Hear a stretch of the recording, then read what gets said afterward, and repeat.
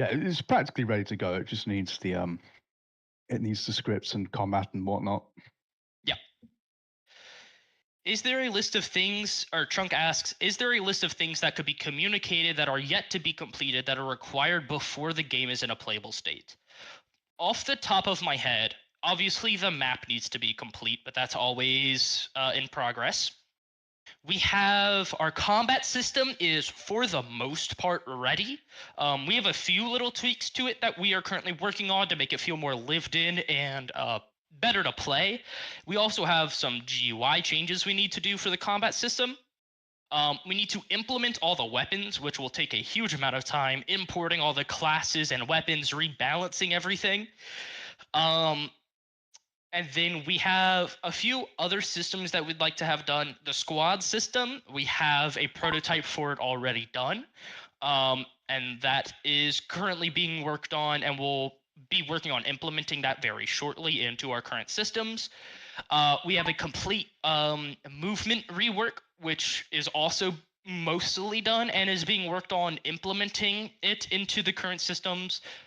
We need to start working on class abilities. So every class has its own passive or active abilities that make them feel more lived in, more unique. That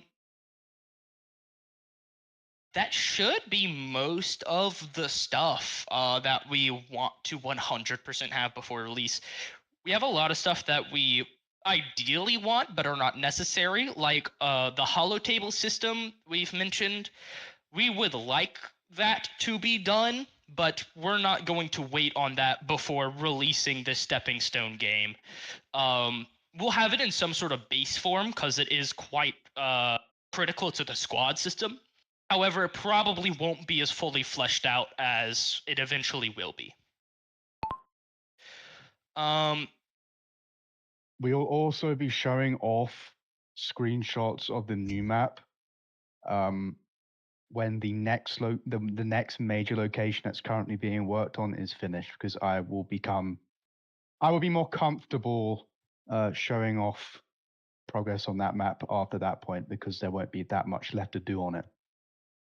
I think mostly now it's scripting and setting up the classes and whatnot before it's playable. Yeah.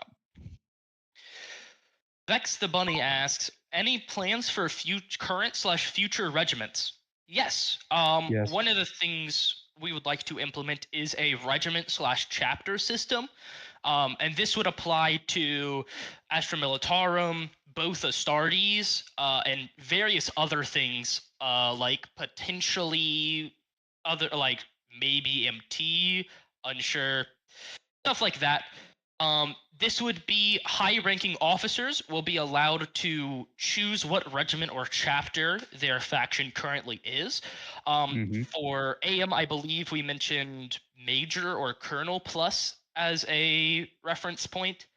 And then I'm unsure what the Astartes one was. That's to be ascertained, but for Astartes, I have written this recently, that would be Brother Lieutenant and up that would be able to do that. Yep. And we will have a wide, or maybe not wide, but a selection of regiments to choose from.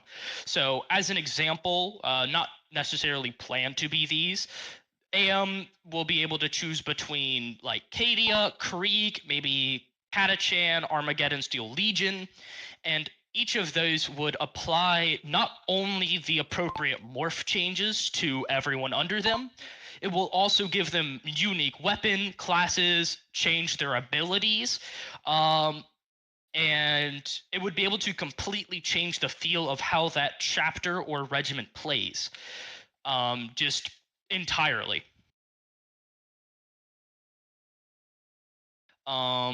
Get this retard gone. Yep, I was about to time him out.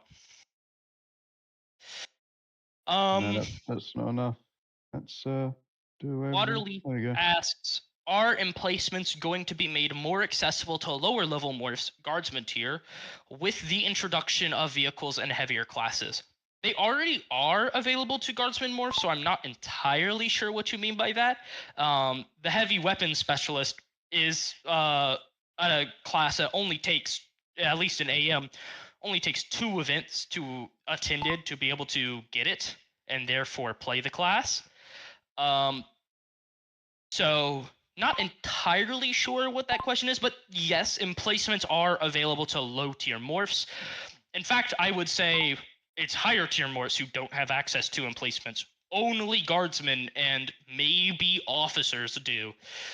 You won't see MT very much using emplacements, or Astartes definitely not, unless they're just bracing down to use a heavy weapon. Um, so yeah, I'm not entirely sure what the question meant. More so not as a specialization, but as something you can just pick up in game with enough rec. No, I There are believe, no plans for that right now. No. yeah, it will still be a specialization.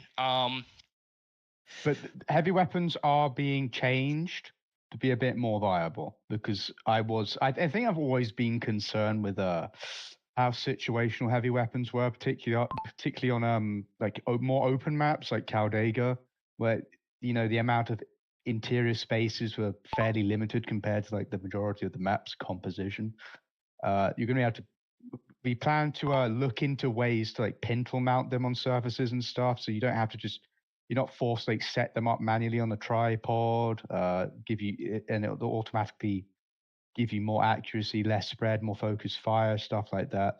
I can't go too in depth about it because we haven't I don't think we've actually started that yet because it's one of the lesser important things. But obviously we've come very far in the combat now, so we'll be looking into that very soon. Yeah. Trunk asks, are there any plans anytime soon for any playable content to be made accessible to the wider community? As I said, we started this smaller map for the express purpose of when the scripts are done, we can immediately roll this out to the entire genre to show what our plans are, not necessarily as a final map. The snowy map we've been showing off definitely is the big project that we are working towards overall.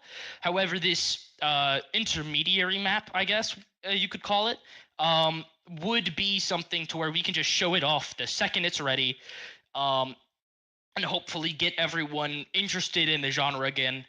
Of course, I say small. I believe it's still roughly the size, maybe a little bit smaller than Caldega is, but with how the map is designed, it definitely won't feel very small, although it physically is, if that makes sense. I can't go into Yeah. much detail about it, but it will feel much bigger than it is. You'll see soon enough when we post some sneaks. So certain builders picked up the pace again, so I'm feeling more confident about revealing more of the map.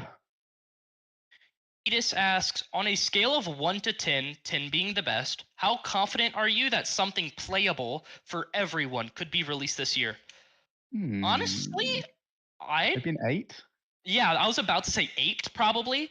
Obviously, as I mentioned in the announcement for this event, we are all volunteers. Things happen in our lives or our focus just gets shifted away sometimes. So, we don't have we don't have super consistent progress. Some weeks it's a lot more, some weeks it's a lot less. Just depends on how people are feeling. And that's just the nature when you have a lot of volunteer work. However, we are making very good progress. As I said, script wise, a lot of things are ready or close to ready and just need to be implemented within each other and touched up a bit for exactly the purposes we want. But a lot of the foundations are already done. As Algol was also saying, there's one more major area of this new map to be done before we start sneaking it, and a lot of it's mostly done. I would say over half of the map is currently done. I'd actually put it at 70, maybe 80%, because Yeah, we started with a list of all the major areas. We only have, I think, 2 outstanding, and the rest is just how long do we want to make the connective tissue between these areas? How long do we want to make that? And we can't really gauge it at the moment because I want Astarte scripted and then tested on that map to see how fast they are and see how long it takes them to get from like one end of the map to the other, and then we're going to start putting all the stuff in place. So I think physically the map really isn't that far away at no, all. definitely not. It's mostly just knitting our scripts together now, Yeah. to the best of my knowledge, Yep. implementing animations and stuff. That's it, really. Animations is might be one of the hurdles, but also I'm unsure. We'll see. Um,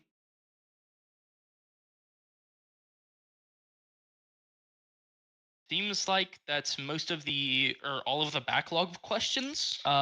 Anyone have any other questions they like to ask? Um, about how systems may work or how things are planned to be implemented, anything like that?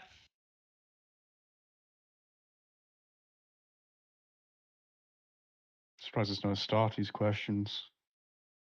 Yeah, no kidding.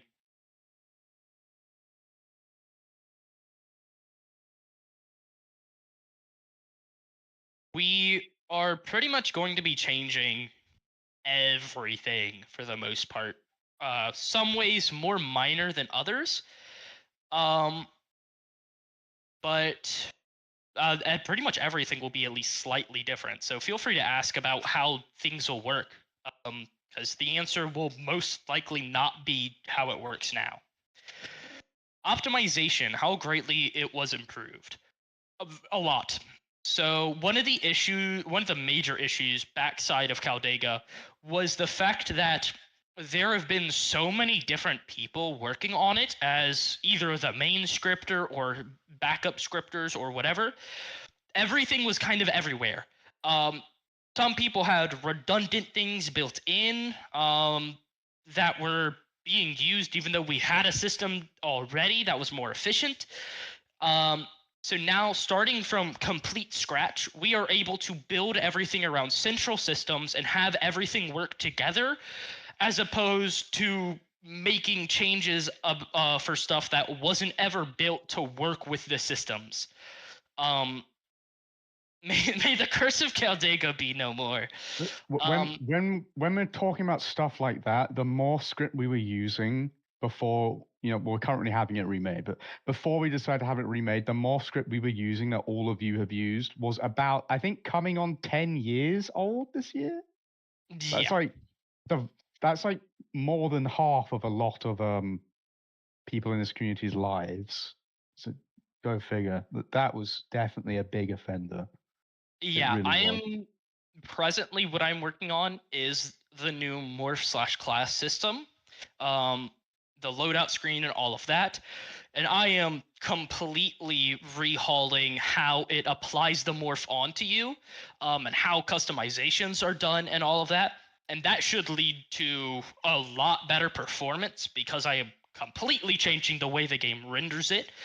And it should, in theory, obviously, I haven't fully completed this system yet, but in theory, it should completely eliminate the issues we've been having of people's morphs being disconnected from their actual player, people being invisible, stuff like that. That should be completely changed, and that should be an issue of the past once I am done. Evil Jason asks, will MT get a morph slash model refresh like Commissars slash Yes. MT in general? And so far, which features have done and ready to be rolled out? Plus, will there be a newer vehicle slash transportation? Um, I'm Commissars are the ones that haven't gotten a refresh yet. MT have. We sneak peeked a long time ago at this They point. are New MT morphs. they are getting another refresh because they're so old, and we've changed the guards and proportions since. And Yeah, that was really, like over a year and a half ago at this yeah, point. I mean, people actually got to use those morphs, I'm pretty certain. Uh, so luckily for them, but Oh, I think so. the, Yeah, I might the be wrong. textures are being. Well, I know I did. I used the 55th, I think, Cylinder Cows morph, but yeah, the textures are being redone, the proportions are being redone. I probably want to revisit the helmets a little bit, but that's it. Guardsmen, on that note, no one's really asked about it because I don't think anyone's really seen it or noticed it when we showed off the newer Marines. Guardsmen have gotten skinnier and more realistic looking, but their height hasn't changed. So weirdly enough, I feel Guardsmen look taller than they were, but they're not. I Yeah, actually, we really like these new proportions. I think everyone will like them. But yeah, MT is getting like a full, like a cross board refresh, transports everything. I want MT to be more than just like a division you look at and you think it's like a stepping stone. So like things are being rebalanced radically. I'm writing the Astra Militarum notion right now, and I'm actually on the Militarum Tempestus section, funnily enough. So I'm actually doing that in real time. Yeah. Um. So, which features have done and ready to be rolled out? I mentioned this earlier. A lot of things are their foundations are ready, but they haven't been either implemented with the other systems to make it all work together smoothly, or they're just not quite at the point we want, so they have a few touch ups to do. The combat system is a good example of this. It is, for the most part, ready. We have all the stats we want on all the weapons, or we have all the stats that we want to be able to change for all the weapons ready. We have a few more things to work on. Like we are currently working on or Falconer is currently working on implementing gun butting. So that way, if you're getting attacked by a melee person, you aren't completely defenseless. You have something to do against it because melee will be a lot stronger after this. But obviously, gun butting won't nearly be as effective as having some sort of melee weapon. And this will also extend to certain classes just being able to punch naturally. This has been a thing in Caldega for a while. However, it wasn't good at all. So, like for example, Ogrins and Astartes, even if they don't have a melee weapon, they can still punch someone and punch very hard. They will. Especially Ogrins, they will punch extremely hard. Plus, will there be a newer vehicle / transportation? Our vehicle system was never fully done. We kind of showed it off a bit a few times outside of testing places. However, we never had it to a point that we fully liked. Making vehicle systems is very complicated. Faulkner's been doing pretty much all of that. Right now, what we're currently working on with vehicles is trying to make them work with our gun system. Because there's a bug where they're just not working and it's not giving us a reason why. So once the combat system is fully done, we're going to have to take a deep dive into the vehicle system to see why the guns aren't working as we expect them to. Yeetus asks, will the points system / respawning be different? Yes, we are completely getting rid of it in exchange for something else. Do you want to say what that something else is, Algol, or leave that for the new map? I think we should probably leave that for when we can actually show it off because things are still subject to change. But I've made it kind of publicly known. I've never really liked Caldega's gameplay loop. You know, you spawn in, teleport to a capture point, die, rinse and repeat. And when charging a capture point, it really just turned into a war of attrition. Particularly bad if there were like Marines on the point at the time. I don't know. It fed into a really negative gameplay loop. Like Marines are just more active players with better shit than you, and they're gonna put you in the fucking ground in like a handful of seconds compared to like a more like an averagely equipped player. I really didn't like the teleport to cap stuff. So we're kind of revising that and making a teleporting back into the fray after dying more of a guardsman thing now. But that's pretty much as much detail as I'm wanting to go into at the moment because we're still finalizing the finer details. But that will be something we show off. That won't just be something we drop on everyone. Go like, go learn it, guys. We're not going to do that. We're going to show you that when it's all ready. It will be very important to the game, though. But long story short, I don't want. I'm trying to focus on guardsmen instead of marines. I personally think the higher up you go in terms of quote elite divisions, the more challenging the game should get in different ways. I think casual players should have the easiest and objectively most fun play style out of the lot. So I mean, dying as a guardsman is unavoidable. We can't just like nerf stuff so guardsmen don't get instantly destroyed. I mean, we do avoid like one hit kills if we can, but that's besides the point.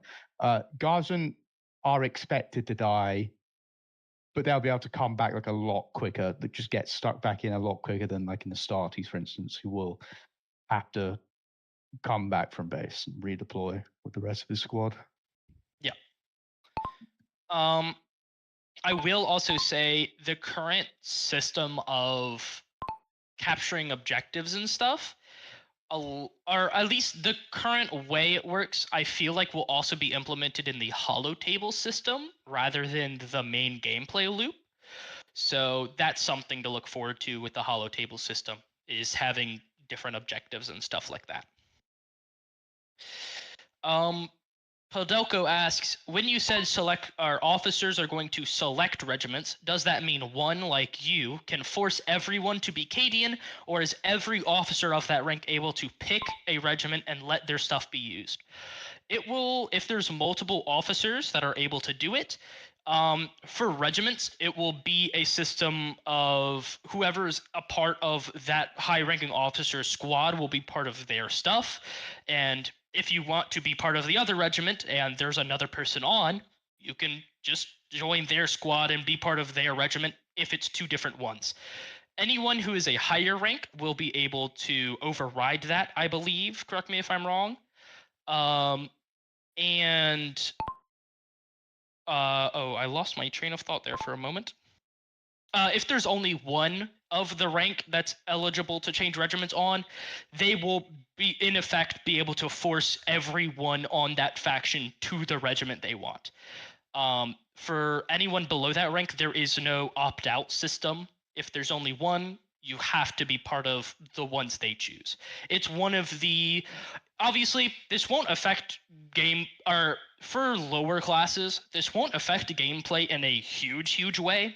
There will be different strengths and weaknesses to every regiment, but it's not going to, I don't think it'll be strong enough to where Colonel hops on and he wants to play the faction that is bad at the current moment, and then all of AM just gets destroyed because no one can choose otherwise. That will be avoided. At least when I was thinking about it, in regards to the holotable system, when it comes to the squad system, not squad system, the regiment stuff, there will be some kind of voting system in place to prevent like whiplash. But like, oh, we want to be this regiment, we want to be that regiment. Obviously, it will fall to the highest ranking individual's judgment, but there will be voting in place, and it's just that general staff and up will be able to veto the vote. Abusing this, I think that comes to like, outer game conduct, and they'll probably have to be dealt with accordingly if they're just abusing it and forcing everyone to play stuff just because they want to play that. But general staff, obviously, they have like a whole slew of newer standards, and it's going to be a very big deal to be a general in the Astra Militarum, given how much they're capable of doing. But there will be like a voting system in place, and also there'll be a cooldown between squads opened in game per officer. At least right now, again, this is all like subject to change. It's nothing we've like. I don't think we've actually coded this yet. We just very easily can. There'll probably be like a half an hour cooldown between swapping regiments. So yeah, I guess we'll have to see how it goes. But the only people who will have power over this particular system are among the most trustworthy people in the community, because I am now considering, well, at least post-launch, I'm considering Astra Militarum officers as elite members, because they are arguably, in my opinion anyway, they are like arguably the most important officer personnel in the entire Imperium down in the Astra Militarum. Yep, that answers the second half of Podelko's question as well. Trunk asks, is there a way there could possibly be more clarity, names, purposes, and information about what sneak peeks apply to, about the roster of projects currently being worked on now and from now on? I was unaware there was any more than the single main map and game currently being worked on. That's kind of why these things exist. The issue is from now on, you can assume all sneak peeks will apply to this intermediary map. I believe we only had 2 or 3 sneak peeks of this new area. Yeah, we had one. Yeah, we had one by Mocked and then one by Diver. Yeah, I'm expecting more from Diver. Yes. Pretty soon. So you can assume everything from now on is this new project. Obviously, this dev Q&A is an outlet for us to tell you what we are currently working on and stuff like that. It probably we didn't want to announce it too soon in case things didn't work out, but it's looking like it's working out really well right now.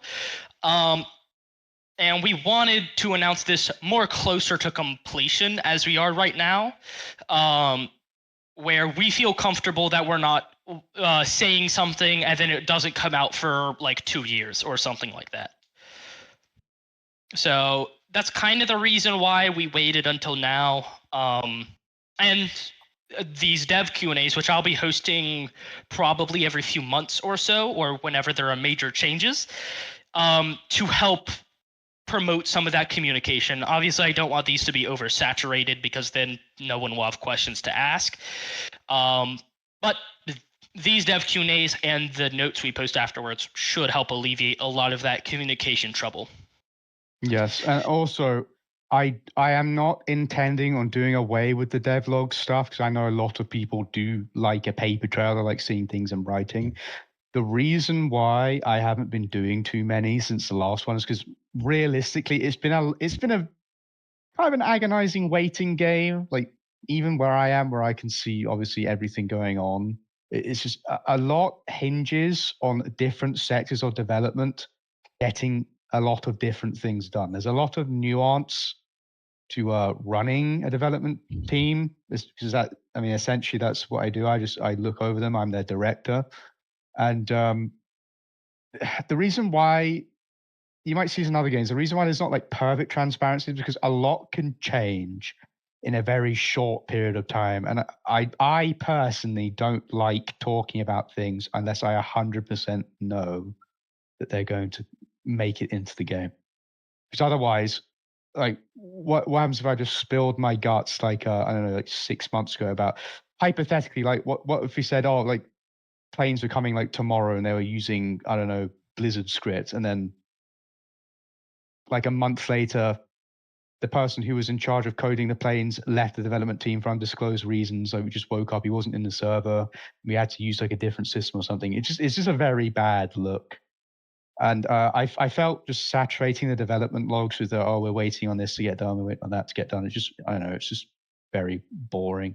Like you probably get like a lot of people who look at the channel and they're like, oh, they just see a unread message and they get kind of excited and they just say, oh, we're just waiting on scripts. So that's kind of just my reasoning.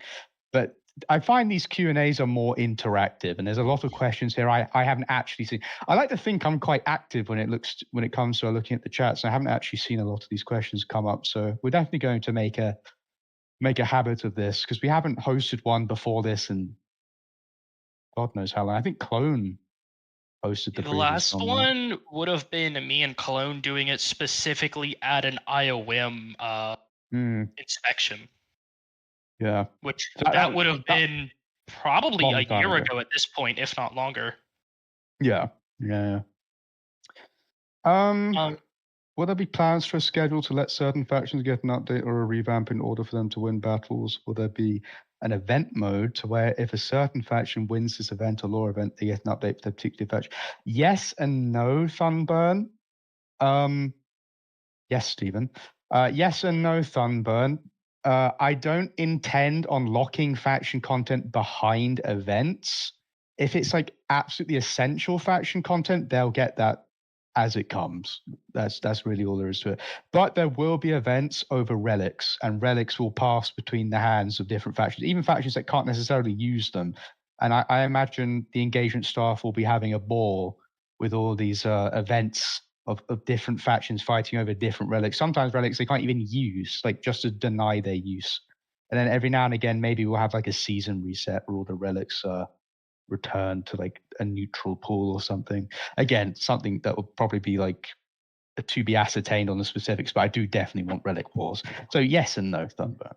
yeah, as I'll go briefly mentioned, if you haven't noticed, we've made a new engagement team a few months back.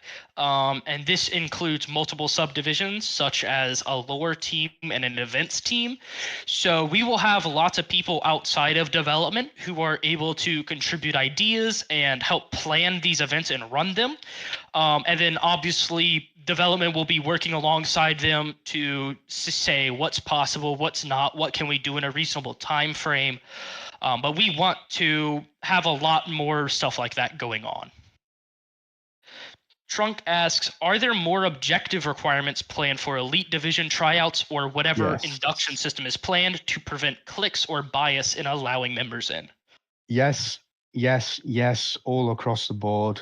He will be able to tell you all about that. I've actually recently gone over how the loyalist Astartes in particular are going to be going about that. But the reason why I'm writing all these notions by hand is because I want all of this to be in writing. I want all of it to be standardized. And we have precedents to set after launch. I really, really dislike cliques, and I would really rather try and avoid any bias. It's really hard to avoid bias in any form, but I get what you mean. But there's people at the top who are all in a friend group, and only their friends get into this division, this, that, and the other. That I will never, ever, ever stand for that. And we will be doing audits with our staff team if we suspect that's the case in any faction. But given everything's standardized now, I highly, highly doubt that would ever be the case again. But never say never. Hodelko asks, so TLDR, as long as no generals show up to the force a regiment thing, it'll mostly stay the same with the squad thing. Yes. Depends. It depends on the minimum rank we set. It depends. Yeah. No one beneath the minimum rank will be able to choose a regiment. We will have a default that people play as. And unless there is that rank or higher, you will be that default with no option to change. So it will be a major change whenever one of those ranks show up, because they will be able to expand the play style. And maybe you really want to play Krieg, but we, for whatever reason, decide Krieg isn't the default. Now a general hops on, and now you can play Krieg. So it will be kind of a whole faction change. Or it'll be a faction-wide appreciation whenever these ranks show up. And there's also an interesting thing that I just remembered, because you asked if only general. No, you asked if what was it? If it would be like a rotation thing. The main regiment will be. So you are half right. It will probably fall to both of these, like host a vote with his however you pronounce his name, host a vote with his general staff or whoever his higher ranking people are before he even gets a general staff, and they'll likely dictate or help figure out what the main regiment will be. And we might do that on a monthly basis. It depends. It depends how much of a pain in the ass it is to swap everything over. But it'll either be a once a month thing or like maybe once every 2 months. But we do intend on doing that to keep things fresh. But my main, yes, the same thing for Forge. My main reasoning behind a system like this is because I would have allowed sergeants to like do their own thing, but I don't know if it's just a me thing, but I think it's, especially thinking back to when we had multiple chapters open at once. I just really hate it when we're in a formation and then you just have like a jelly bean mixed assortment packet of all different colors and creeds of people, like 1 Ultramarine, 4 Imperial Fists, 3 Raven Guard. It just, quite frankly, excuse my French, it bothers the fuck out of me, and I've always hated that, and it makes no sense. Like, it makes little to no sense. Yeah. So we are attempting to stifle that with the squad system. Obviously, if it doesn't pan out, it's quite a major thing. I mean, we are going to retain it in some way, shape, or form anyway, because it's just untenable to open up many different individual groups like this. Even if we had like hundreds and hundreds and hundreds of concurrents, even opening all like the first founding chapters, for instance, would be impossible. Given like 10 years of constant growth and activity, that would be impossible. But we will tweak the minimum requirements according to the feedback of the community going forward. But yeah, this should be good. This will inject a lot of variety, I think. That should also answer the next question. Evil Jason asks, in the future, will there be new/different chapter for the Astartes for both factions, or will they remain the same as Imp Fish and Black Legions? As Algo just said, there will be defaults changed. I can tell you what will be coming on some of the ones that were coming on launch. We will have so for the Loyal Astartes, we'll have Ultramarines, Blood Angels, and that's where we're at so far. And then Chaos Spaces will have Black Legion, Iron Warriors, and Death Guard. I forgot the other Loyalist ones, but you'll see them when they're sneak. We're gonna sneak each of them anyway. They're like too cool not to sneak. Yep. A lot of people like Marines, but yeah, there will be with this system. It's particularly with Astartes in mind. It should work out very well for them. That they'll be able to have they'll be able to have their cake and eat it too. They'll have like every chapter in existence. Second part to Jason's question, he asked, will there be dreadnoughts? Yes. Yeah, when we get to them. Yeah, there will eventually be dreadnoughts. Yeah, they roughly scale to like heavy battle tank tier. I don't really feel comfortable adding them until we have Till we have what's tanks. the tank? Or like at least like a Rogel Dawn. I think a Baneblade's overkill for a Dreadnought. A Rogel Dawn battle tank would be a good benchmark for Dreadnoughts. Dreadnoughts would be more versatile, obviously, and obviously it's only like a one-member crew given the nature of a Dreadnought. So that would be their advantage. Like a Rogel Dawn would be a match for your average Dreadnought, I reckon. Maybe even a skilled Lehman Russ crew. It really depends. Vehicles are where, and I'm so surprised and also disappointed that we haven't had vehicles for the longest time for the Guard, because vehicles for the Guard are the great equalizer. Like, even like a Primarch, pretty extreme example, but even like a Primarch, for example, like I don't think Rogel Dawn's going to walk off like a Baneblade shell to the face if it hits him in the face somehow. You know, it's the great equalizer. You guys are gonna love him. Yeah. I see Trunk asked for a development questions channel, and I see you put a thumbs up on that. Good idea. Yeah.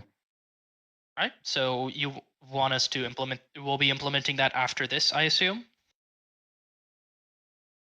Yeah, as soon as we can. That'll be very convenient. I'm not. Oh wait, no. His point was it's awkward to just see them in genre discussion. Yeah, I agree. Yeah, we'll have that. We'll have that made, and we'll probably make it available to people who are above the base role, maybe. Yeah. Yeah. Outlander. Yeah.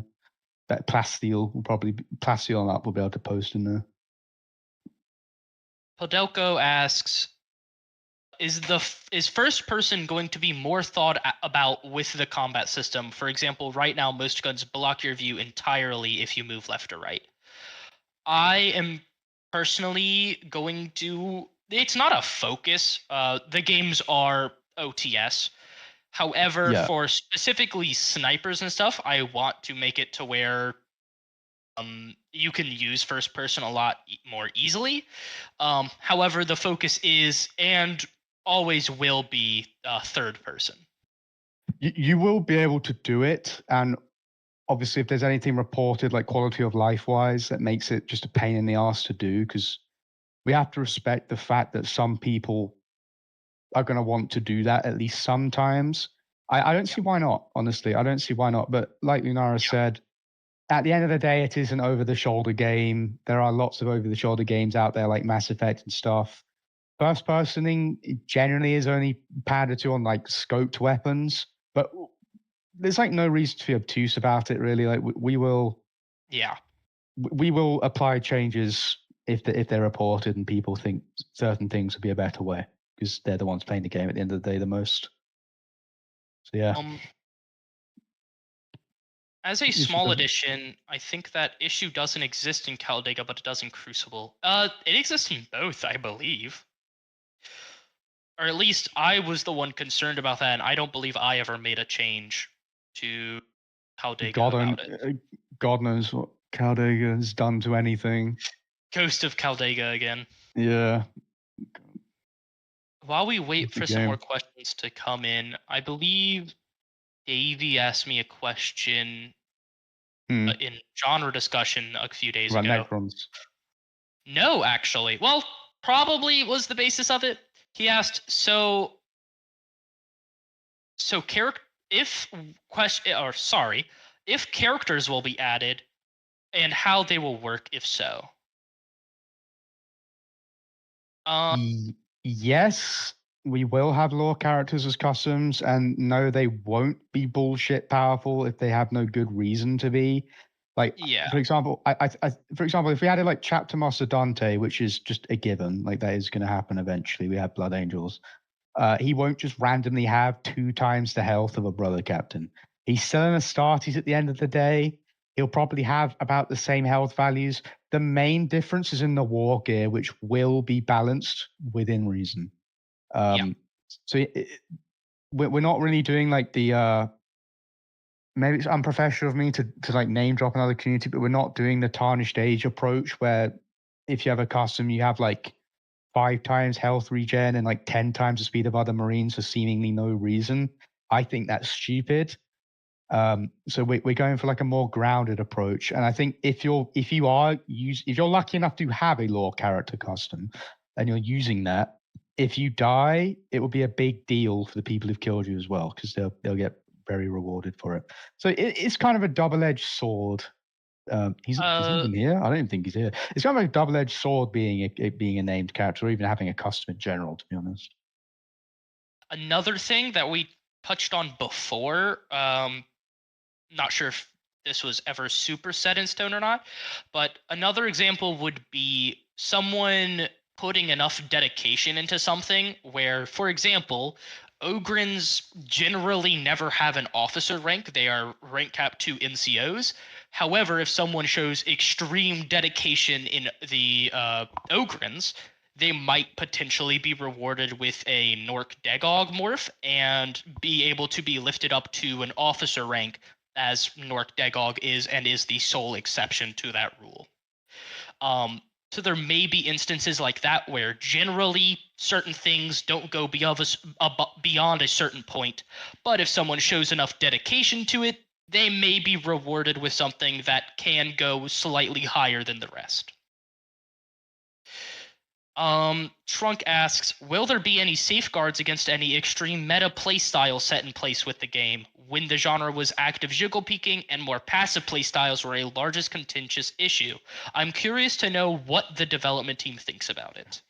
If they majorly disrupt like the people's fun, then yes. If not, I don't really. We can train people like to do otherwise. I don't plan on like punishing people for it unless it's a difficult topic. If it's in bad faith and you're doing it to ruin the experience of others, then yeah, you're a bad actor and you should be punished for it. But if it doesn't really hurt anyone, it doesn't like disrupt anyone's fun, and it's not clearly like abusing a bug that shouldn't.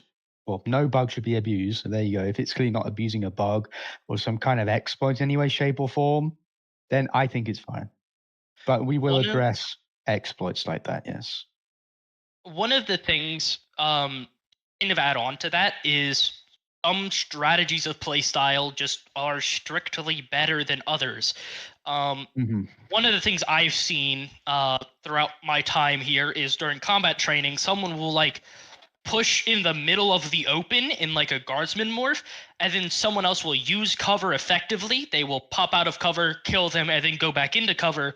And then they'll complain about that being like some sort of like tactic that ruins the fun.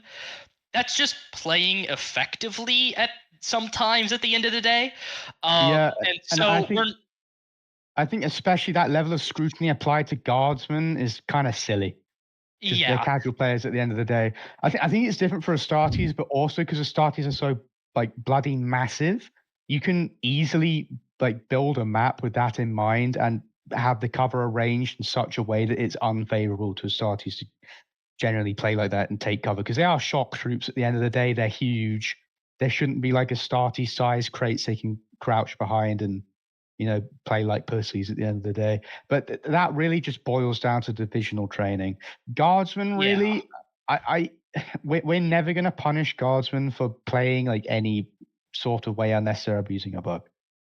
In That's my take. general, I believe the development team has a strong affinity to let players play how they want, and we're not going to enforce any single play style. If certain elite divisions like Astartes want to, that will be on them, but we're not going to do a lot on our end to prevent people from playing certain ways. Again, unless it's abusing some sort of bug or is just blatantly ruining the fun for other players. The thing that comes up a lot is Astartes, quote, jiggle peeking, and I think while that is an effective way to play, like undeniably it's a very competitive, effective way to play. Like, why wouldn't you take like less damage and stuff?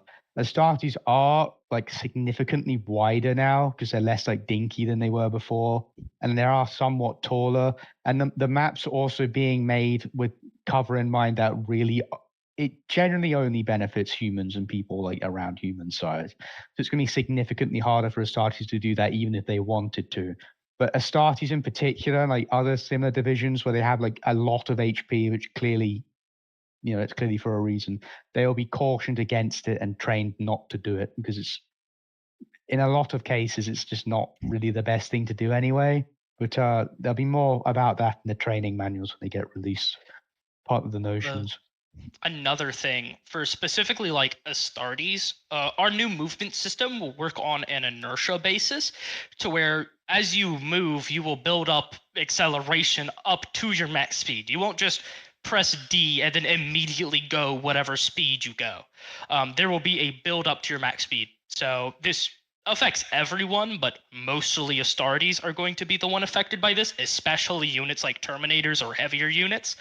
And that will very heavily prevent people from doing jiggle peeking and stuff because you won't be able to tap a key and instantly go your max speed. So stuff like that will be prevented just by the nature of our new systems. All right. Does anyone have any other questions?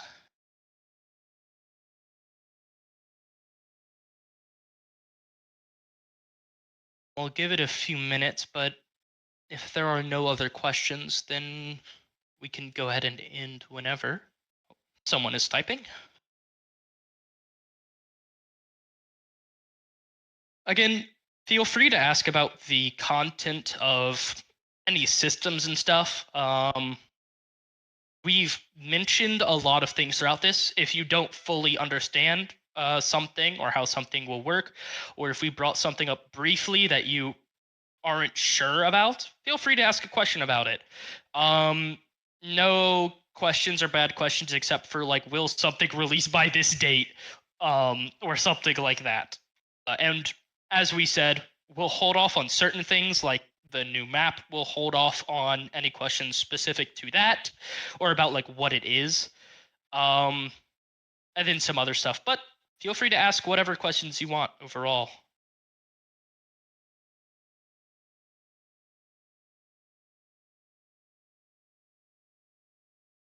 Trunk asks, are tryouts still planned to be the gateway into most elite divisions like TVR, MT, and Astartes? Unless it's like a super, like, how do I even describe? So for Astartes, yes. For Minotaur and Tempestus, yes. For Vanguard Ruination, yes. For Chaos Space Marines, yes. If there's no reason not to make it tryout based, then it will be tryout based. Something like the Custodes or like the Departamento Investigates, stuff like, or like even like the Astra Telepathica, maybe. No, I think we will do Astra Telepathica. Then no, but there will be the Scholar Progenia will exist as a way to be earmarked for hand-pick based divisions, so they know who to focus on looking for if they manage to get through the courses which are prescribed on the Astra Militarum notion at the moment when it's released. Yeah. So yes. So I think tryouts make things a lot more accessible and less daunting to get into. And I feel like when it came to the Marines in particular, you can have a Marine be Marine. You can have a division be tryout based and not sacrifice on its quality. It just makes it like, I guess, easier to get into because you're not relying on someone being online at a specific time to notice you. Like maybe it's just bullshit because you don't share his time zone or a similar time zone. You just can't be noticed. And very rarely I'll notice people actually like go out their way to recommend someone if they aren't an officer who can just do it themselves anyway. So I don't really like handpicking unless it can't be helped. Yeah.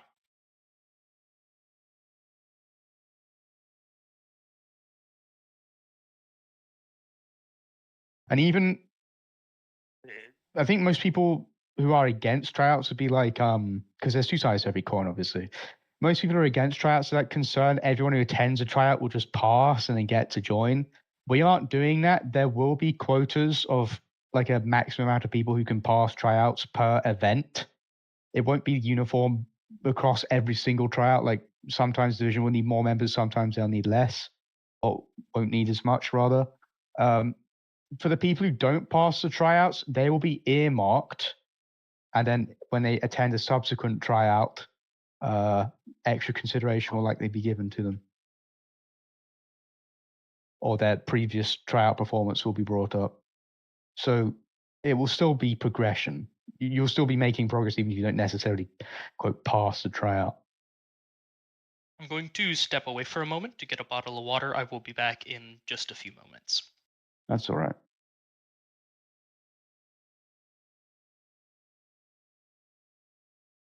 Yeah, the Astartes have a full structured process to getting in, which I have actually run by Ken. He can probably run it by you if you ask him afterward. I forwarded it all to him, so just earlier.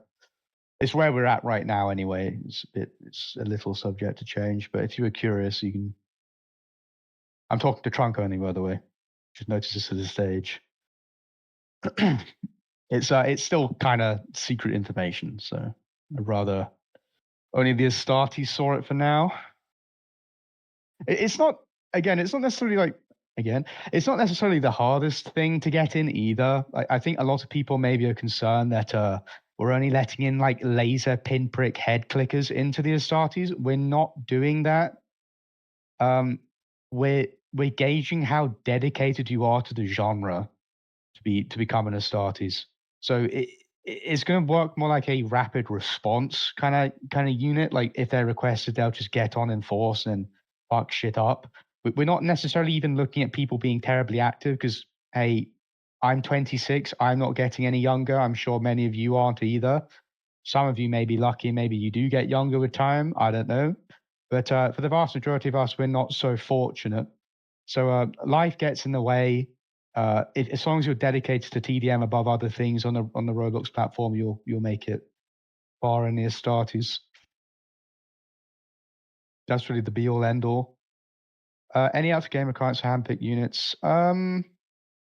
Yes, naturally. Oh yeah.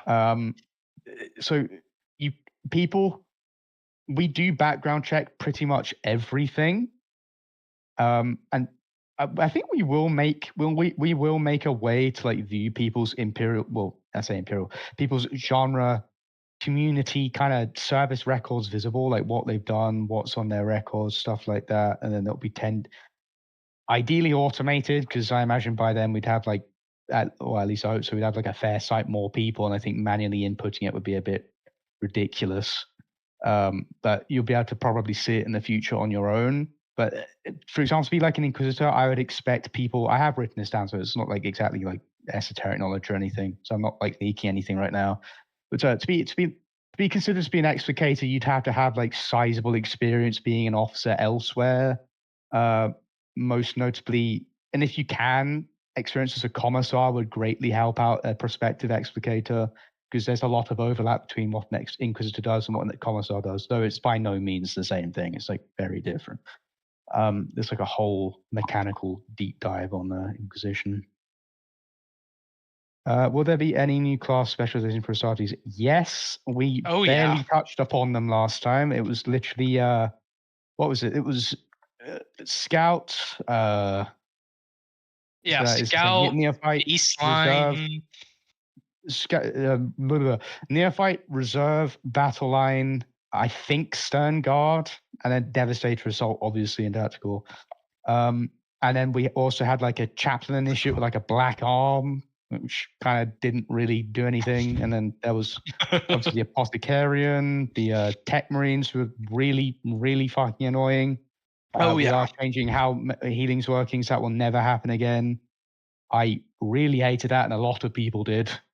That one, the healing ball, like the healing locust swarm, will never return. Fuck that. Catalef. Oh yeah. How will the process in joining Xenos factions work? You apply to the form and they're released. We check over your applications. It's just a very basic overview of do you know what this faction's about? Do you know your stuff and lore? Very basic questions. How long have you been in the community for? Have you literally just joined to be an alien? And we'll background check you, then your chances are you'll be in. But the reason why there's a buffer there, and you aren't just in for like asking to be in or requesting to be in or even doing a tryout, is because when you think about it, to varying extents anyway, aliens generally have better entry level units than the guard. So it's a very, from a meta's perspective, it's a very attractive thing to do. Like I could see people who are just competitive and don't give a shit about 40k just joining the genre, and then just like if they don't get into Marines instantly, they might like, I don't know, beeline for the Necron Warriors. Even though the Necron Warriors will have a whole suite of like disadvantages, like obviously not being able to break into a sprint or like, I don't know, like gallop on all fours or something. You know, they'll still have like a very damaging weapon, even though that comes with it comes with a whole like list of stipulations. Like it shoots like the Gauss flare will shoot for like a continuous 1 second beam, and then you have to make your shots count because there'll be like a cooldown between shots. Obviously, you'll be very slow. You have to rely on the summoning mechanic to get like fast travel basically from place to place. Very predictable movement the Necrons will have generally, unless you're like a destroyer or something, or like a flayed one.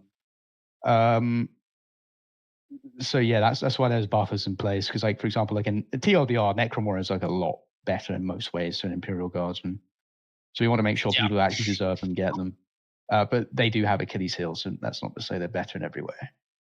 To follow up, are there going to be Librarian for Astartes or Psycho-based classes for the guards? Yes.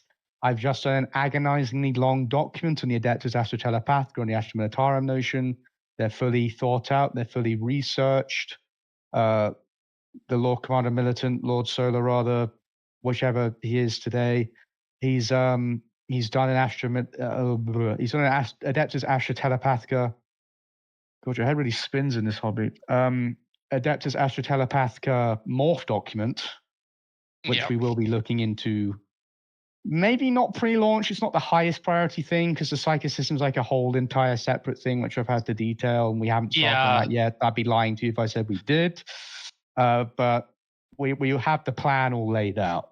So Psyker system is going to be something that is added once we are happy with everything else, because I think we can all mostly agree that having everything else worked out before we start introducing something as game-changing as Psykers is very important.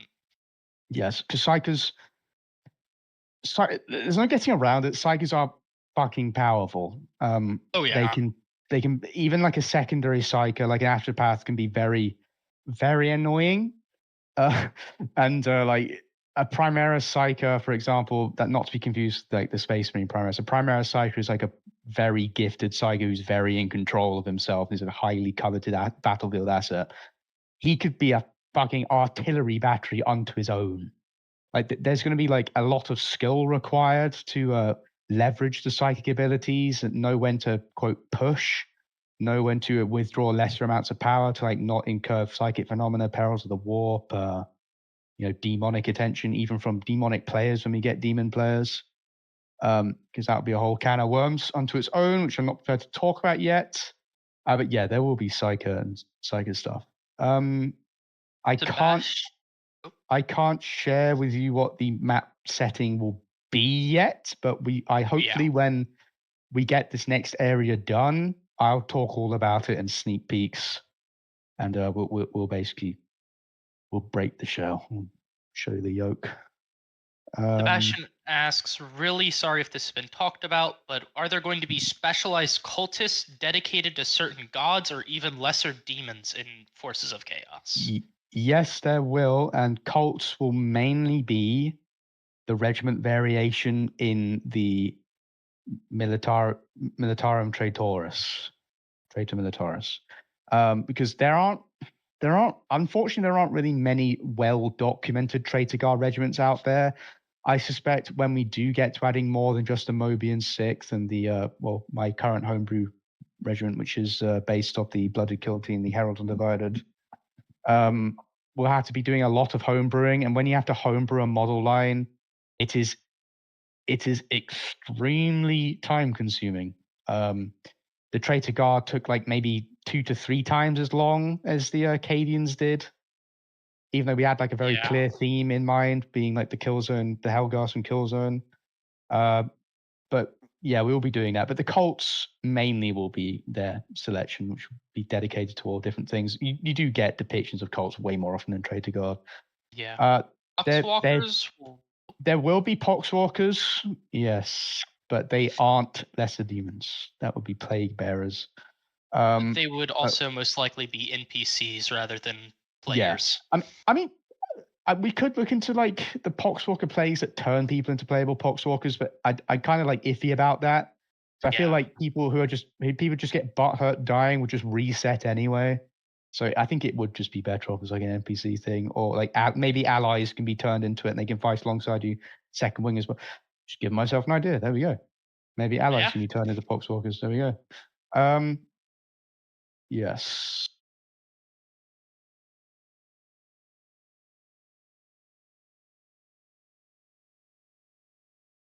I think I should note that down actually before I forget. Will there be weapon crates or just weapons in general that teams will fight for to get a hold of? I don't think anyone will be fighting over weapon.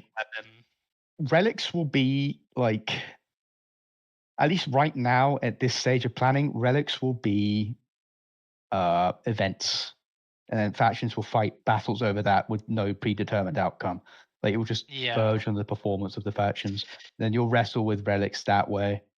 We'll have so not necessarily weapons, but we will have trinkets in the game, which the majority of them will just be general things that you sell for cash.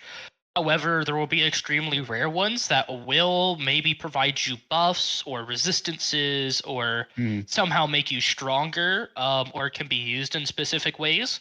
Not a weapon per se, but things that can give you buffs. So kind of, but there won't be. I can't imagine very many scenarios where different factions are fighting over a weapon to be used, especially because no two factions ever really use the same weapons unless it's the only example I can think of a faction using another faction's weapons is like the Inquisition using Xenos weapons. And that is not only its own rare thing, that is going to just be built into that rather than a thing they fight over. Yeah. I mean, I guess there's Traitor Militaris and Atra Militarum, but the Traitor Militaris just make a habit of graffitiing any weapon they get their hands on anyway, so the models are different. And yes, there will be significantly more personal customization. I think we showed that off with Admech. They have a lot. They have like maybe 20 heads for a certain class, I think, alone. I think that's a big kind of part of my ethos, really, when developing for like the casual parts of the community. It's I feel like if you're going to be on that role, you should at least like have the most fun you can, and then it should also feel very lived in. You know, you can make the class your own, customize it any which way you want. Some customization will be locked to like higher ranks. Obviously, it just makes sense, but it's nothing you won't get over time just by accumulating event points. Yeah. We will also be adding a lot more, a lot easier customization And Yeah. one of the big things I want to do with this new customization system is add loadouts to where you can finally save your customization and weapons to where whenever you hop on the game, you don't have to rebuild your entire customization from scratch. Since, as Algol said, we want to have a lot more customization. That way, you can just hop on, click your saved loadout, and then be done with it. Yeah. And that was his idea, not mine. Can't take credit for that one. Will there be healing armor stations or emplacements spread around the map? Was there any progress made on mortar artillery like places? Maybe there will be a healing station. I do like the Dark Tide healing servitors, like the Medicaid servitors, but that's like Yeah. that one that will depend on the map, and two, there's a very big question mark over that. Healing won't be too hard to obtain. Like, there's gonna be like way more ways to get requisition besides just dealing damage and killing people. So you'll be able to take consumables and stuff like bandages, I mean, maybe not med kits because you have to be like a actual medic for that, but stuff like bandages, supplies, stuff like that. You'll have more than enough ways to heal and stuff. Armor repair kits. I was actually speaking with Ken in Advancing Chat about that. Like Space Marines, I Space Marines are like equipped to make field repairs on their armor in cases of emergency and stuff. Guardsmen definitely are as well. It's very common for veterans to modify basically everything they're carrying. So, but yeah, some maps might have healing stations and stuff. How would lesser demons even work? I mean, I understand why you're so interested. I don't think anyone's actually bothered to do those before. So how lesser demons will work, at least right now, and don't assume any of this is going to be like final, but right now, lesser demons will likely be. I mean, I don't even want to talk about how you get into them. I haven't really thought about that, to be completely honest with you. But they'll be very hard to kill, and they'll spawn in, and they'll have something called manifestation instability, and like the higher that climbs, the more likely they are to be banished when their health is reduced to 0. Fully banished, not just like no, banishing is killing them. Yeah, true death will be a very rare occurrence for demons where they basically won't be able to. Right, let me start from banishing. Hold on. So if you manage to banish a demon, which is their main death state, a marker will be put down, and then after a period of time, when they respawn, they'll be able to just teleport right back to that point where they died. So it's like kind of fucked, but you can easily turn that against them. Like if you just post everyone, I mean, there'll be limited ammo, so I wouldn't advise this. But unless you could like keep killing him over and over, and then like get like a Theosophanist to come over. A Theosophanist is like a person who specializes in siphoning warp power away and redirecting it, or like a Sanctic Demonologist to properly deliver true death to a lesser demon. And then true death basically makes it so they can't do that, and they have to respawn like everyone else. And also blanks will be a massive pain in the ass to them, but blanks are also very, very, very rare. Yeah. And they'll also be able to interact with psychers when they misfire their stuff. That is 100% going to happen. Oh yeah. If like a psyker miscasts the technique and they invoke like some kind of tear in reality, any demon players who are in the instance will be alerted. The psyker will be highlighted, and you'll be able to just instantly teleport and form and start a demonic incursion. So demons will be very unique. And funnily enough, I feel like they'll kind of hard counter Custodes if Departamento Investigates aren't on to help them out, because you can't really get purchase on demons unless you're also a psycho or you're a blank. So, and just to clarify for people who may not know, the Departamento Investigatum would be the replacement for Sisters of Silence, correct? I mean, it is their name in law. I'm just calling them that because they can be okay. unisex.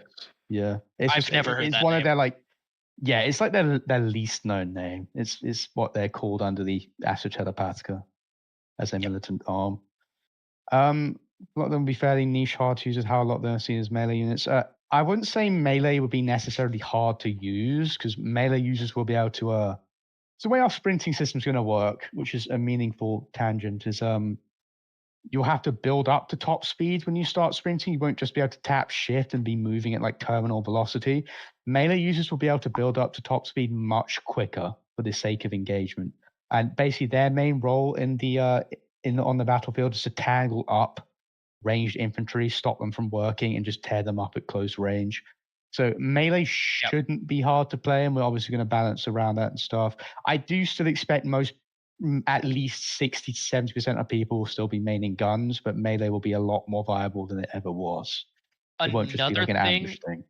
is even for classes where you can choose ranged or melee, the it won't work like it did before, where picking a weapon just determines your speed.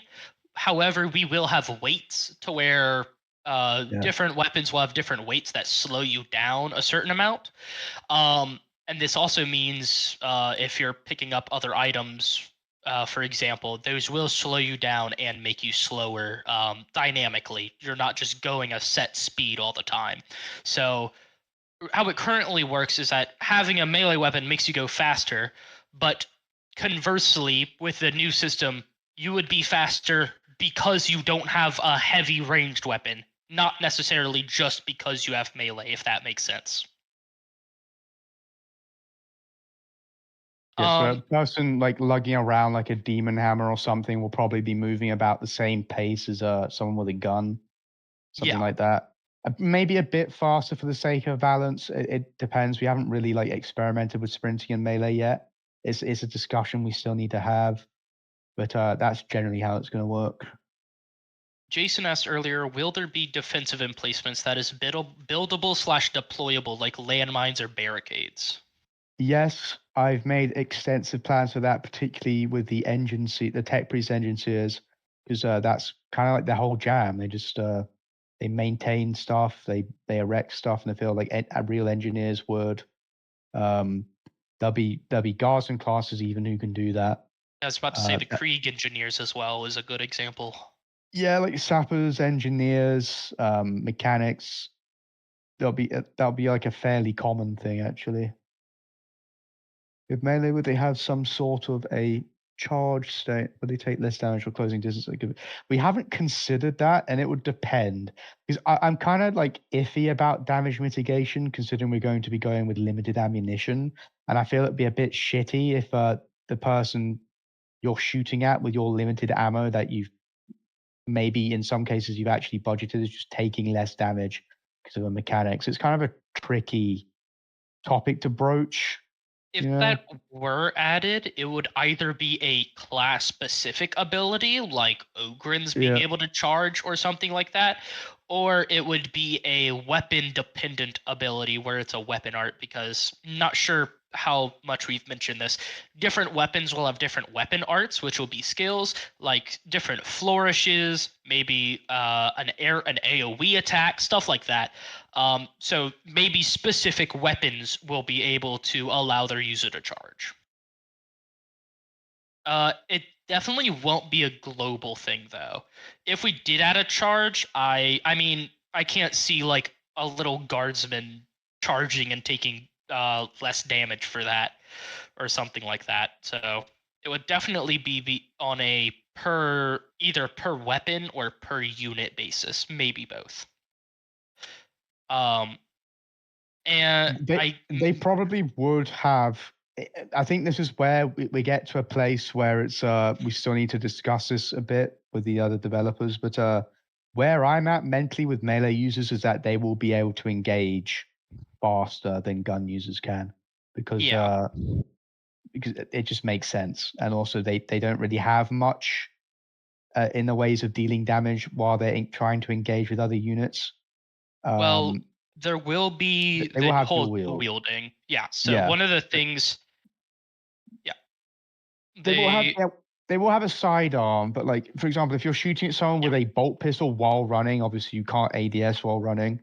Um, and then the person you're charging has a bolter, it's clearly not a home field advantage. So there probably will be some kind of charging thing factored in. So I guess yes and no to your query, where melee users can actually close in and do something meaningful before being lit up.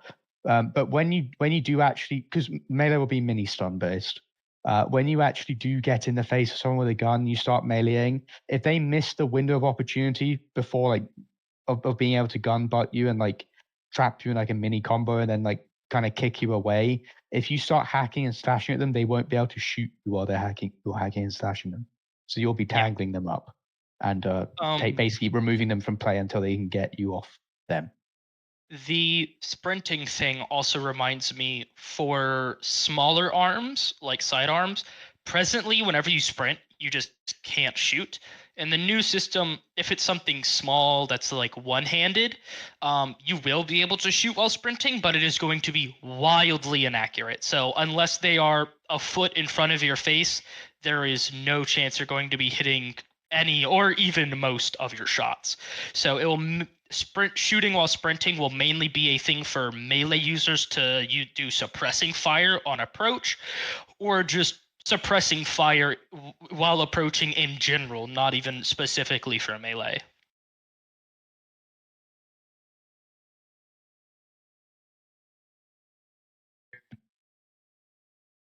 And the who can't really engage from a distance. One of the things that will depend user per user is the sidearm you choose, since almost every single class that can have melee can dual wield with it.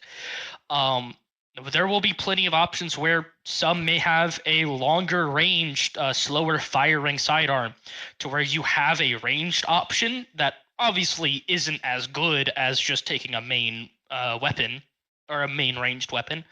However, it can let you engage people from a distance, and then when you get close, use melee.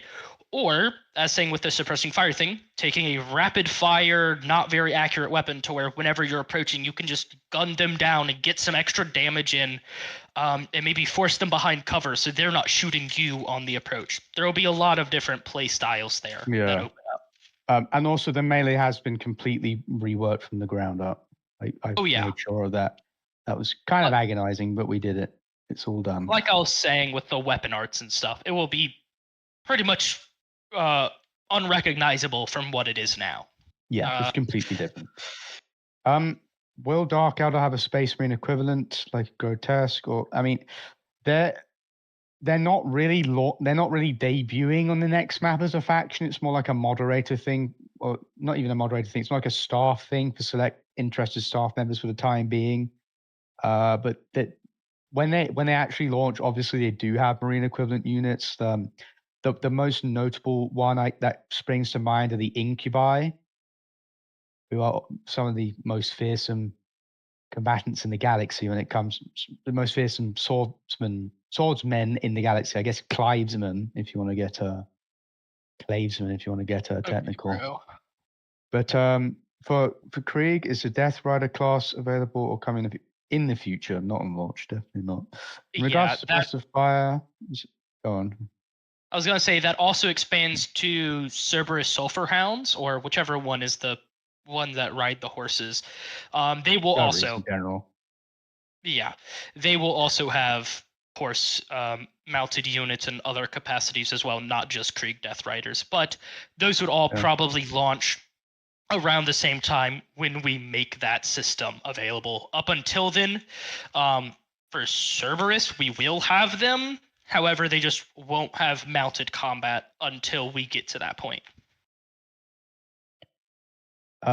Yes, certain factions will be able to influence certain points. That's because we've changed. We're going to change how the points work, but I don't think that's going to be on. That's not going to be debuting on launch for the next map. That's more like a fixture No. of the big map that comes after that we've been working on the side as well. Yeah. But that's going to be very interesting onto its own. But yes, chaos and stuff will be. Yeah, basically all factions will be able to all main factions. Yeah. So I imagine. Suppressive fire. Do we? Yeah. We've kind of talked about it occasionally. Will it be a dedicated mechanic or no? There will. So with the squad system, we will have a morale mechanic. And taking suppressive fire will lower your morale, which will have various negative side effects. However, a lot of and stuff like maybe blurrier vision and stuff like that a lot of games do. Um, however, I mean, a lot of it will just come from the fact that if you peek, you will get damaged. Um, So.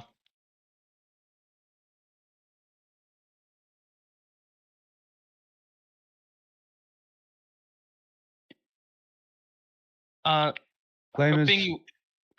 That's like a separate. I think that's like a separate thing in general. I've always wanted to give flamers more of a defined purpose in the meta, and flamers would specialize in breaking morale and denying people incapacitation. Because the way we're doing it is sometimes you won't. I think most of the time, I could be wrong. Most of the time when you quote die, you're downed instead, and you'll be reduced to like a crawling state, kind of like Left 4 Dead 2. I guess you can move around, you can shoot your sidearms, maybe depending on the class. Anyway, I don't think the average person will be able to, and you'll be able to be picked up, carried to safety, resuscitated, all that stuff. Flamers would just Flamers and certain other weapons would just be able to you just burn to death.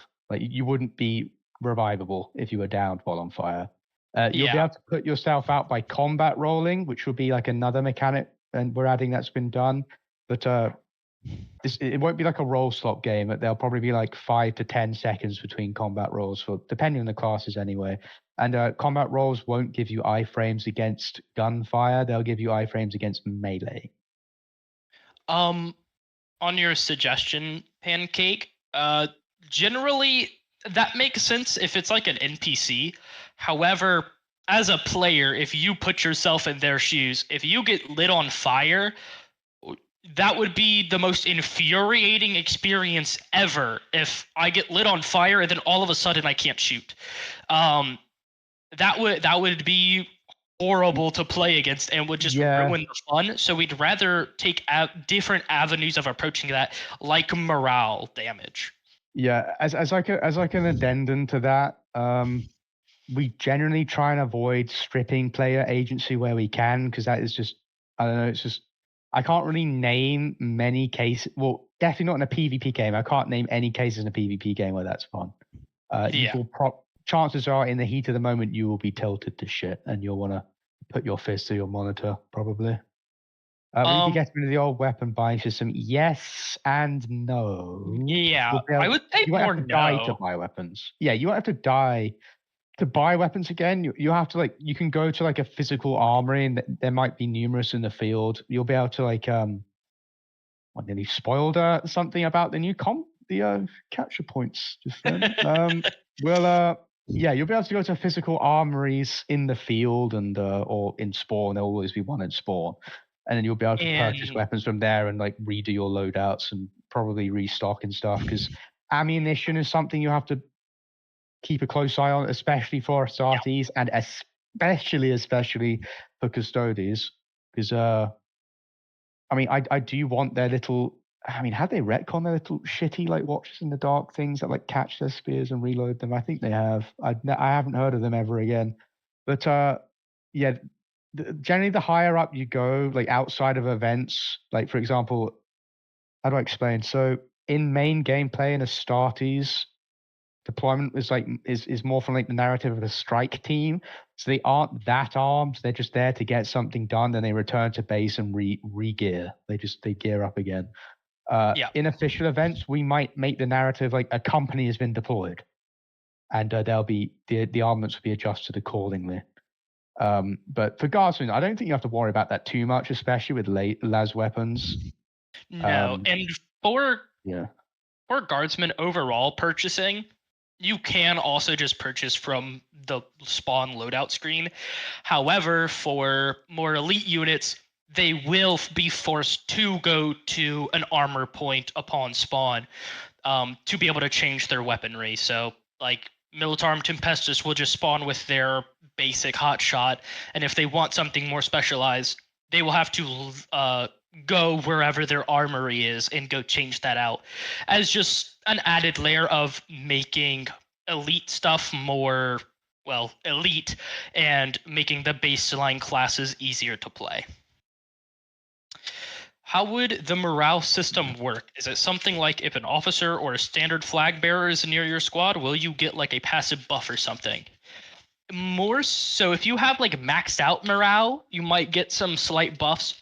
However, in general, correct me if I'm wrong, losing morale is more of a disadvantage than having a high morale is an advantage, if that makes sense. So your squad will start out with a high morale, and it will slowly deteriorate as you fight. And then as it reaches lower and lower, you'll get various disadvantages, like maybe losing health bonuses or attack speed or reload speed or requisition gain, stuff like this. I don't It's think still we a, have anything official written it's down. still a very nebulous topic because we haven't really Yeah. had we haven't had anything to really test on that yet. Because I can see a lot of the things you've listed off that could potentially become infuriating. We'd have to test like with our testers and see what they think is infuriating and what they think isn't. Yeah. But there will be obviously there will be malices when your morale's broken. Certain things you won't be able to do. But getting morale back would be pretty easy as well. Like, And yeah, yeah. there'll And be loads of abilities to boost it. So put it that way. oh yeah, definitely. For anyone that can start a squad, they will have abilities to boost it. Pretty much all NCO plus classes will be able to boost morale, and then especially units like standard bearers, where that's kind of their whole thing. Oh yeah, Um, big and time. yes, morale will 100% work differently, if at all, for units like Yeah, Necrons or they Automata. they they won't have it. Yeah, They'll have something because else. it Um, doesn't make sense. Necron warriors don't really have a mind to be worried, at least insofar as we know. I think it's hinted at a couple times, but we don't really know anything concrete. So they won't really have any morale. Um, they might have something else, like something like coherency instead, which Mhm. which wouldn't be affected by morale damaging things. It just makes sure that they stick together as a squad and they don't wander off on their own. But that would literally be it. Like it would be resistant to like morale damaging stuff. Like you'll go up against people like Emperor's Children. They'll absolutely shred your morale because that's what they do best, isn't it? But you'll also have like as you know I said stuff like standard bearers. Oh, Have stuff like standard bearers. Cut out there. Where was I? Standard bearers. Even fighting around commissars, you like active, you just passively get morale gain, stuff yeah. like that. There's all sorts of sources you'll be able to drive morale from. Even buying drugs from the consumable shop, Oh, you can get yeah. yourself shoot yourself up in the middle of combat and get all your morale back. You can do that. We won't judge. That will be one of, as we mentioned, there will be a lot more ways to gain a requisition or the faction equivalent of cash. And there will be a lot more things to spend it on as well, such as getting like maybe fancy rations that make your morale go up when eating them, or give like a buff to where it declines less over a period of time, buying more expensive ammo, buying better weapons, bunch of stuff like that. um Jason, the weapon purchases will still remain server sided. Nothing will ever transfer between servers, really, besides obviously rank and the saved loadouts that I talked about, but that's more for customization. You won't be able to buy a weapon in one server and then in another be able to continue using that weapon without purchasing it. You will have to purchase every weapon per server. Sorry for bringing up Poxwalkers again, but thoughts on having them as temporary summonable cannon fodder? In general, I believe our idea for Poxwalkers were spreading a plague to where whenever you kill units, they then turn into a Poxwalker. Hello, Huh? Hello? You I'm there? back. Okay. Yep. Where are we at? Poxwalkers again. Poxwalkers, generally you would infect your enemies with some sort of plague, and then after they die, there would then be a Poxwalker of equivalent strength in their place, rather than just summoning them out of nowhere. However, we haven't talked a lot about Poxwalkers, so. There probably will be some kind of necromancer, sorcerer archetype, particularly Death Guard focused, maybe like the Oh, yeah. malignant playcaster or something. Maybe like very, very high ranking ones, we'll be able to just pull them out of the warp or something. Not high ranking, very, very talented ones. But most it would be you have to manually accumulate corpses and then bind them to yourself. Then they'll probably be like an item in your inventory. You can pull them out. Yeah. Stuff like that. We've mentioned a lot about Necrons. We have Reese taking notes, so there will be plenty of notes after this. Marksman touched it all. I mean, as we've been saying, we've changed everything about the game from the ground up. So obviously Marksman will be affected by that.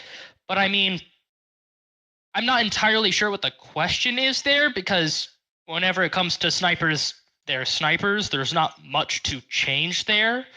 A sniper will generally always play as a sniper. I mean, generally, yes, that's what snipers do. Scope in, aim for heads. There's nothing to really change there. Yeah, I'm not Entirely sure what the question is. Like the main kind of ethos of the class is preserved, if that's what you're asking about. Like it's designed to pick off high value targets, yeah. That's generally what the sniper archetype is in charge of. Are you talking about like the traitor marksman? Because I haven't gotten to rewriting those classes yet, so